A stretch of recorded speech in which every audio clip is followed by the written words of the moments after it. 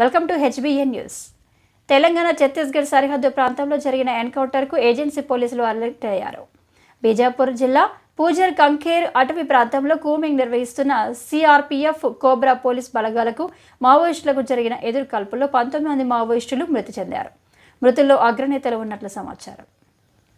రాష్ట్ర సరిహద్దు ప్రాంతంలో జరిగిన ఎదురుకాల్పులతో అలర్ట్ అయిన ములుగు జిల్లా పోలీసులు. ములుగు జిల్లా ఏటూరు నాగరం ఏజెన్సీ ప్రాంతం, తెలంగాణ ఛత్తీస్గఢ్ సరిహద్దు ప్రాంతం బీజాపూర్ జిల్లా పూజర్ కాంకేర్ అటవీ ప్రాంతంలో జరిగిన ఎదురుకాల్పుల్లో మృతి చెందిన మావోయిస్టులకు ప్రతీకార చర్యగా ఎలాంటి సంఘటనలు చోటు చేసుకోకుండా జిల్లా ఎస్పీ శబరీష్ ఆదేశాలతో ఏటూరు నాగరం ఏఎస్పీ శివం ఉపాధ్యాయ తమ పోలీస్ సిబ్బందులతో జాతీయ రహదారి 163తో పాటు ముఖ్య కూడలిల వద్ద తనిఖీలు చేపడుతూ కట్టుదిట్టమైన చర్యలు చేపడుతున్నారు.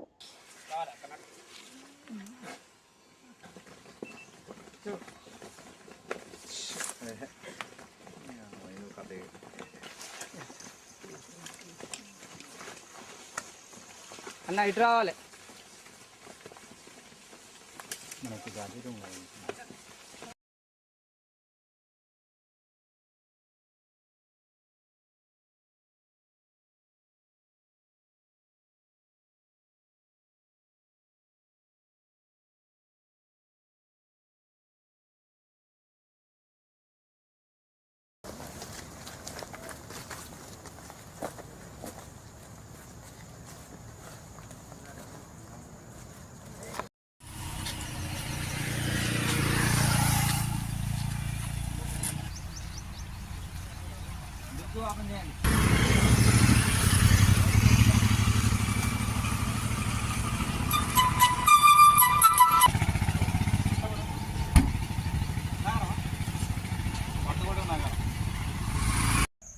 తెలంగాణ ఛత్తీస్గఢ్ సరిహద్దు అటవీ ప్రాంతంలో కూంబింగ్ నిర్వహిస్తున్న సిఆర్పీఎఫ్ బలగాలకు మావోయిస్టులకు జరిగిన ఎదురు కాల్పుల్లో 19 మంది మావోయిస్టులు మృతి చెందినట్లు సమాచారం.